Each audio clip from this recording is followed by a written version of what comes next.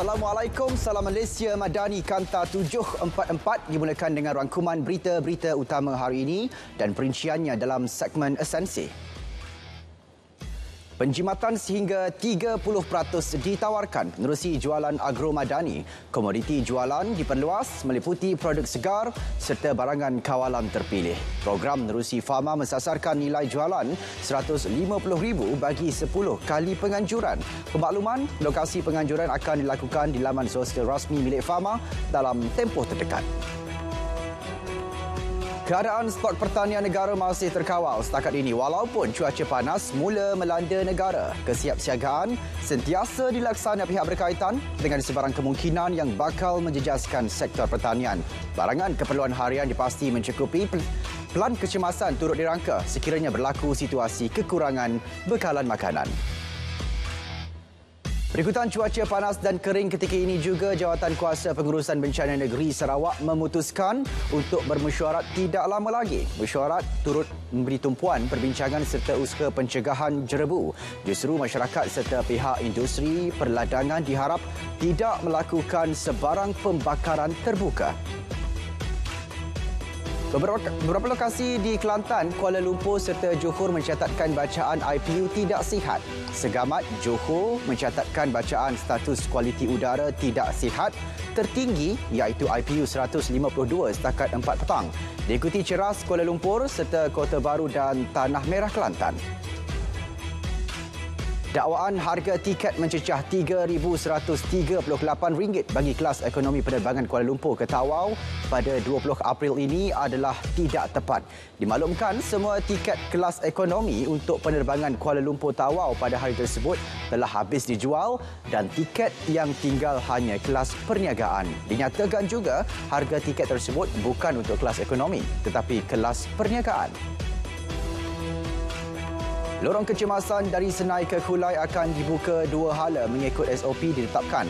Pembukaan lorong berkenaan melibatkan kilometer 19 hingga 27 pada dan selepas 1 Syawal. Penggunaan lorong kecemasan Lebuh Raya Senai Desaru untuk kenderaan ringan juga sedang dikaji. Lebih banyak kaunter dua hala akan dibuka di CIQ Bangunan Sultan Iskandar dan Kompleks Sultan Abu Bakar sempena Aidilfitri. Keperluan susulan jangkaan peningkatan 30% pengembara ke Malaysia. Pembukaan melibatkan 38 kaunter kereta, 50 bagi motosikal dan 36 kaunter penumpang bas. 120 individu telah ditahan di seluruh negara selepas melanggar syarat tidak mempunyai lesen dan menjual bunga api yang tidak dibenarkan bagi tempoh 28 Mac hingga 9 April lepas. Pemantauan dan pemeriksaan sentiasa dilakukan secara menyeluruh termasuk terhadap penjualan bunga api serta mercun secara dalam talian. Orang ramai diingatkan tidak terlibat dengan penjualan bunga api dan mercun secara haram.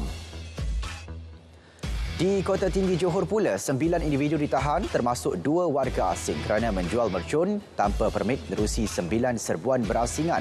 Siasatan lanjut mendapati 2 suspek memiliki rekod lampau dengan seorang daripadanya dikendaki polis.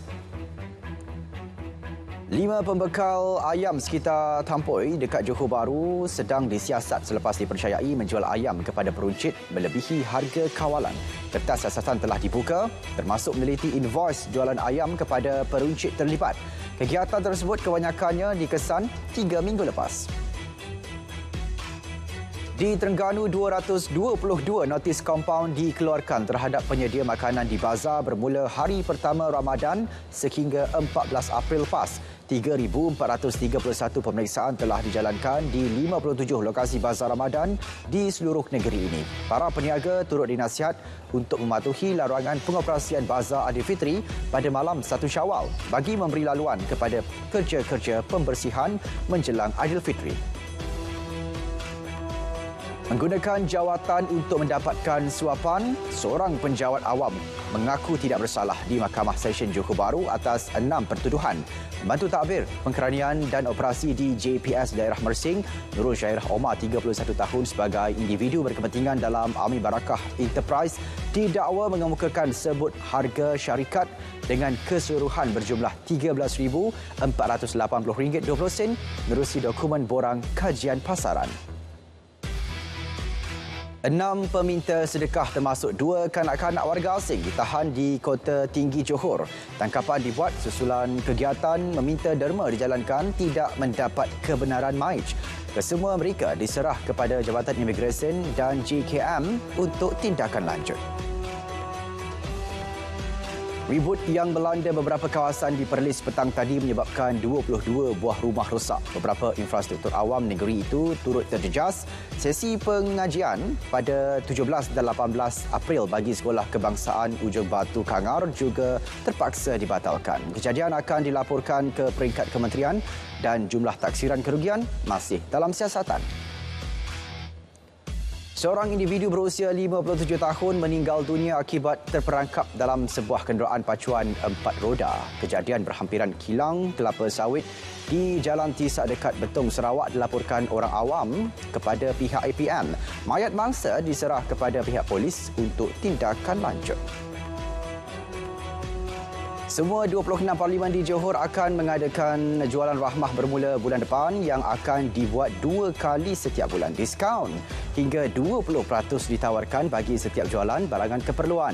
Penganjuran dibuat di lokasi dan tarikh berbeza bagi menarik lebih ramai pengunjung.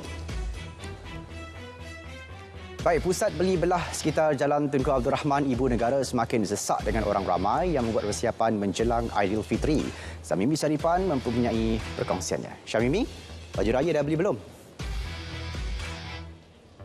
Baik Syai, saya masih lagi tak berkesempatan untuk mencari baju raya di sini bagi menambah koleksi Hari Raya. Dan kalau anda dapat saksikan ketika ini, kemeriahan yang dapat kita rasai di Jalan TAR Kuala Lumpur. Begitu banyak ataupun ramai sekali pengunjung-pengunjung yang hadir untuk melakukan persiapan memandangkan ini merupakan berbaki lagi tak sampai lagi seminggu untuk menyambutkan Hari Raya Aidilfitri yang dijangka akan jatuh pada tanggal 22 April nanti, itu pada hari Sabtu depan. Namun kemeriahannya masih dan terus dirasai di sini dan sudah pasti di Jalan TAR ini menjadi tumpuan untuk semua pengunjung mendapatkan bekalan ataupun pelbagai barangan seperti baju raya, makanan-makanan raya, kuih raya dan sebagainya. Dan seperti yang saya lakukan tinjauan di dalam, terdapat juga beberapa kedai yang meletakkan harga pada harga rahmah, yang mana baju raya rahmah, kuih raya rahmah yang dijual pada harga yang cukup berpatutan. Kemeriahannya hai-hai di sini. Tapi ini juga menjadi satu seruan yang disambut oleh semua pekedai di sini untuk memberikan harga barangan pada harga rahmah yang mengurangkan lagi sedikit beban pengunjung sempena menyambut Hari Raya Aidilfitri. Dan kalau saya dapat kongsikan lalu lintas sekitar jalan utama di Ibu Negara seperti Jalan TAR, di Jalan Dang Wangi, di Jalan Raja But berlaku sedikit kesesakan, namun atas kawalan dan juga kesiapsiagaan pasukan-pasukan keselamatan ia dapat ditangani dengan baik. Namun ada perlu memastikan pergerakan anda dapat dikawal dengan baik bagi mengelakkan perkara tidak ingin diingini berlaku. Dan apa yang pasti, di sinilah dia tempat untuk seluruh masyarakat berkumpul. Dan tadi juga kita sempat berbuka puasa bersama dengan pengunjung-pengunjung yang memeriahkan lagi budaya ataupun amalan berbuka puasa bersama beramai-ramai bagi mengimarahkan Ramadan dan menjelang sambutan Hari Raya Aidilfitri. Dan saya nak sambung je lagi, nak tengok apa yang menarik di dalam. Dan saya juga nak belikan kuih raya untuk Syairul yang katanya suka kuih semprit. Syairul, kita kembali bersama Syai di studio. Silakan Syai. Baik, terima kasih Syamimi di Jalan Tunku Abdul Rahman. JBPM Labuan akan menggandakan rondaan ketika Aidilfitri. Ia menerusi kempen keselamatan kebakaran dan pelancaran OPS rondaan sempena Aidilfitri 2023. 3 fokus kempen adalah membudaya sikap mencegah, mempertingkat keselamatan jalan raya serta keselamatan aktiviti-aktiviti di air. Hampir 9,400 warga kerja TNB bertugas ketika Aidilfitri. Penegasan giliran dan tunggu sedia dilakukan di stesen-stesen jenayah pusat kawalan dan seluruh rantaian perkhidmatan termasuk grid dan pensyawang. Pemantauan di setiap negeri khususnya dalam aspek teknikal juga dipertingkat. Angka tenaga kerja diperuntukkan termasuk tempoh kritikal 72 jam mulai sehari sebelum Aidilfitri. Sempena Festival Kuih Tradisional Aidilfitri dan Pelita Raya Melaka 2023, pemasangan Pelita Raya Tradisional meriah di Dun Sungai Rambai. Untuk perkongsiannya, langsung kita bersama dengan Nurul Ashiki Abdul Halim di dataran sabit Sungai Rambai. Apabila tibanya malam 7 likur, antara yang menjadi tarikan pastinya pemasangan pelita raya atau panjut, dan seperti anda dapat saksikan ketika ini antara kemeriahan yang dapat dilihat di Dewan Undangan Negeri Dun Sungai Rambai Melaka. Ini antara pertandingan pelita raya Melaka 2023 yang saya difahamkan memasuki tahun kedua penganjurannya selepas ia mendapat sambutan menggalakkan pada pertandingan kali pertama yang dianjurkan pada tahun lalu. Dan saya difahamkan program pada tahun ini merupakan anjuran bahagian promosi pelancongan Melaka dengan kerjasama Pejabat Jawatan Kuasa Pembangunan dan Penyelarasan Dun Jepun Sungai Rambai dan JPKK Sungai Rambai Timur yang bertindak sebagai tuan rumah bagi pertandingan pada tahun ini. Dan pada malam ini juga pertandingan ini akan dirasmikan oleh Ketua Menteri Melaka Datuk Seri A.B. Rauf Yusof, dan tujuan utama pertandingan ini diadakan adalah bagi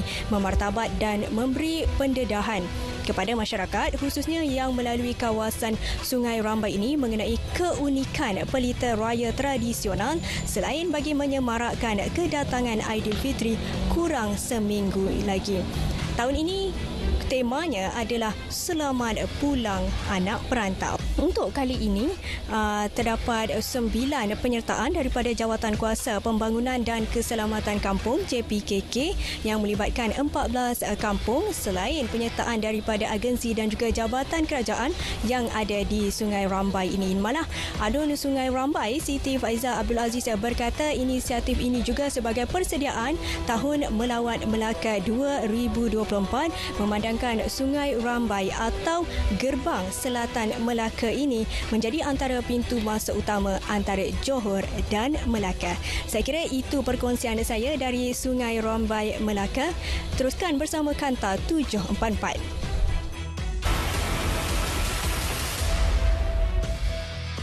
Semua 29 rakyat Malaysia di Khartoum, Sudan selamat. Segala bantuan yang diperlukan mereka yang terlibat sedang disediakan.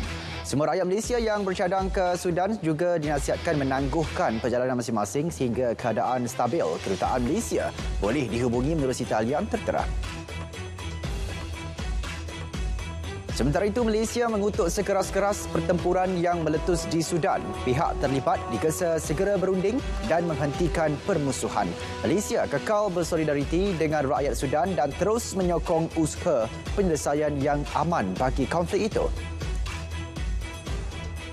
Angka korban akibat pertempuran antara tentera Sudan dan pasukan separa tentera RSF meningkat kepada 56 orang setakat ini, manakala lebih 600 mangsa dilaporkan cedera.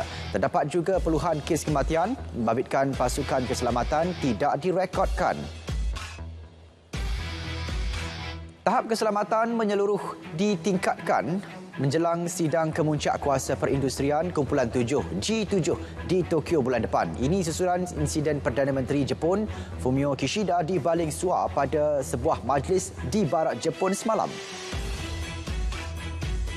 PBB memperingati Hari Nakba buat kali pertama tahun ini. Ia menandakan perisytiharan negara haram Israel dalam sejarah Palestin. Hari Nakba pada 15 Mei adalah untuk mengingati pengusiran ratusan ribu rakyat Palestin dari tanah air mereka pada tahun 1948. Pertabalan Raja Britain Charles III dan Ratu Camilla bakal menjadi istiadat ketenteraan terbesar dalam tempoh 70 tahun. Ia melibatkan lebih 6,000 anggota tentera termasuk hampir 400 tentera dari 35 negara Commonwealth. Istiadat bakal berlangsung di Westminster Abbey 6 Mei depan.